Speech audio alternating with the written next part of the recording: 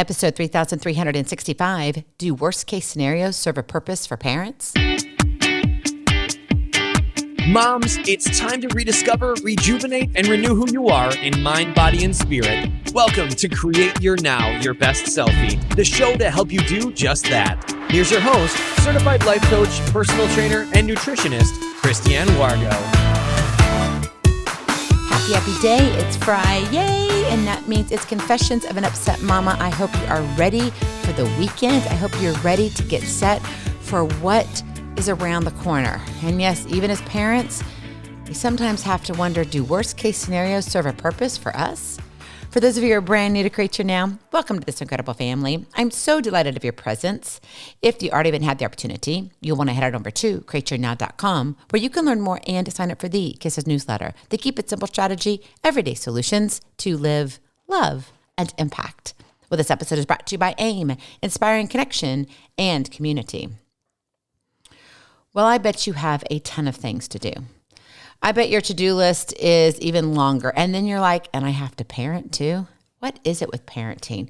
It's like this roller coaster ride, one with unexpected twists, turns, and loop-de-loops. I feel like I was just on one, not so long ago, visiting Universal Studios. Well, keeping it real, parenting is hard.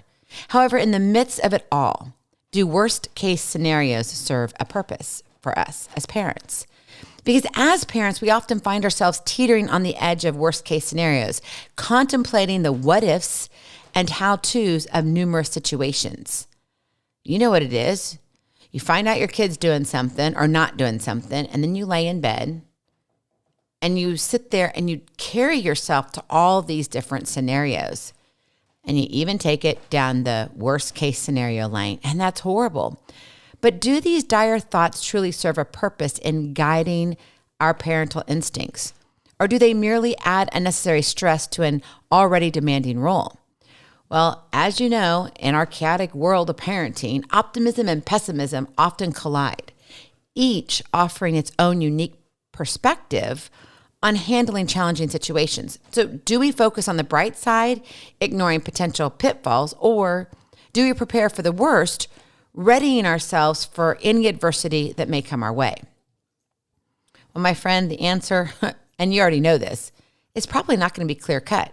As we know, each one of us navigates as a parent, right, the parenting journey in their own unique way.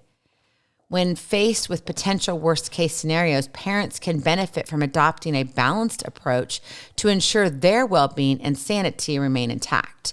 So when you do look at a worst-case scenario, it's like, well, if I'm prepared for the worst, then it could only be better. But if you're always preparing for the worst, if you always see the potential of what bad could happen, what happens to your stress level? What happens to your parenting style? How does that affect your family dynamics? It takes a deliberate and yet conscious effort to distinctly know what you're looking at in regard to the situation your child is facing, right? You've got to look at it from all different sides. And nowadays, it is very confusing because not only do you need to hear the side of your child's side, but whoever else is involved, but then you need to look at it from what? Technology, social media, your computers, videos, YouTubes, streaming, gaming. It gets very, very complicated. So if you want to make sure you don't lose yourself in fear and anxiety, consider playing the optimistic game of reality. That is your Kiss to Keep It Simple strategy. Play the optimistic game of reality. What are some situations you've experienced where you found yourself spinning out of control in your mind? Maybe your child's constantly failing or they're getting into trouble at every corner they turn to. Maybe it's their language that they use. Maybe they've just been this good kid and all of a sudden now it's like trash talk this. And it's not just with their friends, it's directed to you. And that was never an issue before. Maybe it's friends or lack of friends. Who are they hanging out with? Maybe it's social media addiction or even other addictions. Maybe it's withdrawal. Maybe you have an outgoing kid and all of a sudden it's like something's changed. Through the lifetime of your parenting, you're going to encounter so many different situations like sleepless nights and establishing routines, maybe dealing with tantrums and behavioral issues. Oh my goodness, the terrible twos, which really starts at like 16 months. navigating school transitions and academic challenges, managing sibling rivalries and conflicts. Maybe it's addressing emotional and mental health concerns. It could be handling peer pressure, social dynamics, promoting healthy habits, right? If you've got people who are overweight, your kiddos, they're made fun of. There's so many things that go into just that little aspect of their life. Maybe you have a special needs child and there are individual differences within your family, or you just have your family is just so different that you've got things that you got to deal with. You know what I'm talking about. If you're there, you know exactly what I'm talking about. Coping with separation anxiety or attachment, maybe balancing work and family responsibilities, teaching those values or lack thereof, right? Instilling discipline, guiding through adolescence. Oh my goodness, the tweens now. It's not just about the teens, it's the tweens and the teens. And then now we've almost moved it into elementary. And we might as well go to pre-K. It's ridiculous. Maybe it's preparing for milestone events, not just when they get their first tooth, but when they have their first drink or when they have sex for the first time. All of this. I know you're like, Christiane, this is no, I don't want this. In fact, you're giving me anxiety. I understand that. But it's unfortunate that parents don't think about what they're thinking about. They don't think about how they think about their thoughts. They don't think how they manage their thoughts. And so then what happens is when there is a situation, then you become the situation. Yes, you heard me. Because we are not taking care of ourselves.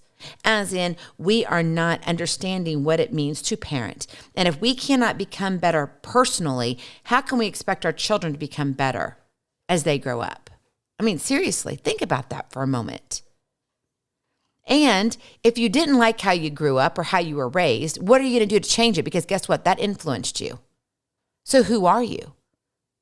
Because who you see in the mirror right now is who's raising your kids. Do you like that person you see? Now, this is not a pick on you situation here as a parent. I'm not saying that at all. What I'm saying is when you look in the mirror, do you love that reflection that you see? Because when you look at your child, they see that reflection you see. And that's a hard thing to do. And it's a hard idea to grasp because we do not know and understand what we don't know and understand because we don't pay attention. We're too busy. We're caught in our to-do list. We're caught in the next activity. We're caught in, I've got so much to do. And it has nothing to do with productivity. It has nothing to do with putting food on the table. In fact, most of what we do is expending unnecessary energy if we were to look at exactly what our day brings in for us. Is it bringing sadness or happiness? If you were to list everything out, now there are some responsibilities. Taking out the trash, I wouldn't say that makes me happy. It does clear out the clutter in my house, but it doesn't make me sad, but it's not something that I'm like, yay, it's time to take out the trash. It's trash day. It's like going grocery shopping at certain box stores. I'm like, woohoo, I get to go there and I get to deal with everybody else who's standing in line. But I get a benefit and maybe I get a free snack or two. You know what I'm talking about. So when you're looking at your life, and you're looking at how to parent, you need to look in the mirror first. And so I really want you to think about worst case scenarios because what I do believe is that if we're constantly feeding in the negativity and that's where we're sitting, that's what's going to come out. And that's all we know.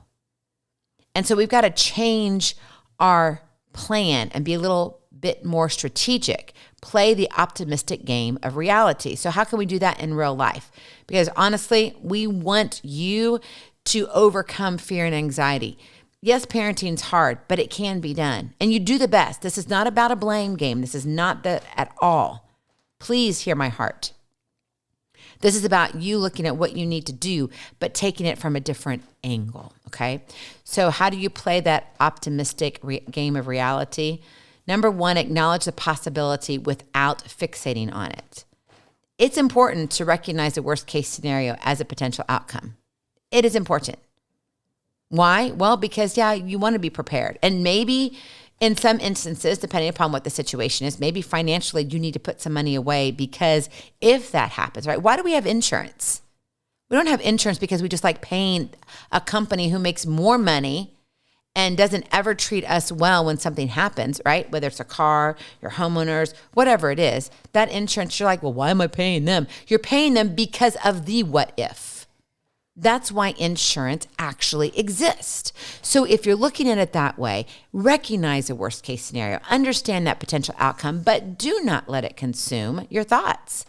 And by acknowledging its existence without dwelling on it excessively, you get to maintain a realistic perspective while focusing on practical solutions. I feel like we need to get an amen on that one. But the problem is we get stuck and we fixate on it. I mean, it's just like we're all in. And then it's doom or gloom. Who wants to be around somebody who's doom and gloom? And you can't parent well when it's all doom and gloom. Number 2, seek support from trusted sources. Talk to other parents, right? Seek advice from professionals. Join a parenting group. Now, I must say, you need to talk to people who like you would trust with your own kids. Don't just talk to the average Joe Blow on the street. Like, look at somebody who has been successful or is doing or has gone through. They can give you valuable insights and perspective on challenging situations. Sharing your concerns with others can provide reassurance and valuable guidance when you're navigating this uncertain territory. So you don't have to sit there and fixate on, oh my gosh, the world's coming to an end because this happened to my child. It may feel that way in the moment. I'm not denying that fact, but you have to understand this too shall pass, right? So seek that support from other sources. And finally, number 3, practice self-care and mindfulness. I know we've talked about this before, but that reflection in the mirror is huge. Amidst the chaos of parenting, remember, you can't lose yourself if all of what's happening.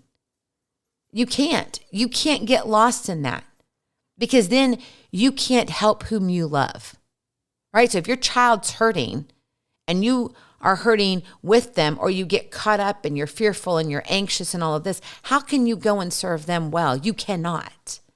So that means you need to prioritize your well-being. That means get your rest. That means eat good food. I'm not saying eat a lot of it. If you're overweight, maybe look at changing your habits, your behaviors, what you're doing. Seek those moments of relaxation. Be present. Learn how to be present so you're not so mumble-jumbled and all over the place.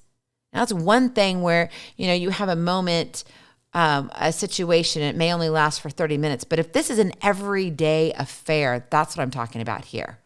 Those practice mindfulness techniques of being present, right? That relaxation. Take those naps if you can. Maybe you need a power nap on the weekend. Maybe you can't do it during the week, but you can on the weekends. Take advantage of it. Don't be, yes, I'm going to say it, so if you have little ears, this is fair warning, but don't be a stupid parent. Don't sit there and just be like, well, I just got a game, or I've got to watch this. I got to binge watch this. Really? That's stupidity. That's stupidity if you're sitting there looking at your reels for 3 hours when you could have been napping for 45 minutes, gotten up, and then really got something done. You'd have different energy, a better attitude, and your productivity would be even higher. And you might actually have a bigger smile on your face. Take care of yourself. And when you do that, it empowers you to face potential worst case scenarios with a clear and focused mind. That's the difference. When you're depriving yourself of sleep, you're not eating enough food, or what the food that you are eating is nothing but laden with sugar. That does your body no good. And you wonder why your mind is not connecting well. And make sure you're hydrating also. Drink. Water. Not anything else. That clear liquid needs to be water. Yes, you can have something else, but you really do. If you're not drinking a liter a day, aim for that. Start with 8 ounces a day if you're not a big water drinker, and then add one every couple days, add another 8 ounces and another 8 ounces till you get to that liter. I'm telling you, your body and you will respond totally different in your everyday. There was a study conducted by the Journal of Child and Family Studies. Researchers found that parents who maintained a balanced perspective on worst case scenarios exhibited lower levels of stress and anxiety compared to those who fixated on negative outcomes. All right, well, doesn't that sound a lot better than you sitting there laying in bed going, oh, worrying? Worry gets you nowhere. Being concerned allows you what? to make a plan. There's a difference. Watch the language that you use. Are you one who is using language that's more about worry? Oh man, my son worries me so much. I just don't understand why he won't. Okay, you know what I mean? Like, pay attention to what you're saying, because what you say out loud is reinforced. It's not just your thoughts, but now you've said it verbally. So now you've got a double whammy.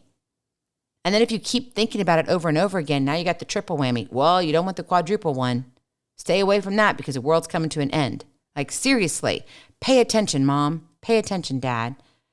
When you approach challenging situations with a realistic yet optimistic mindset, you can effectively navigate the ups and downs of parenting while safeguarding your mental health. And that's important. Your well-being matters. In the realm of parenting, worst-case scenarios are merely hypothetical detours on the road to knowing and understanding the present truth.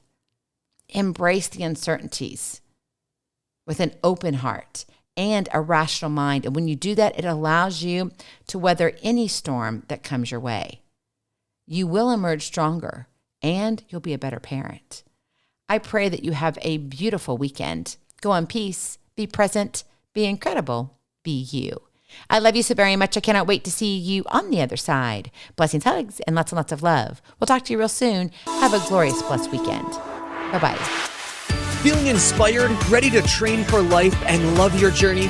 Visit createyournow.com for more incredible resources to help you along the way. We'll see you next time on Create Your Now, Your Best Selfie. And remember, always be sure you consult your physician before beginning any health and fitness plan.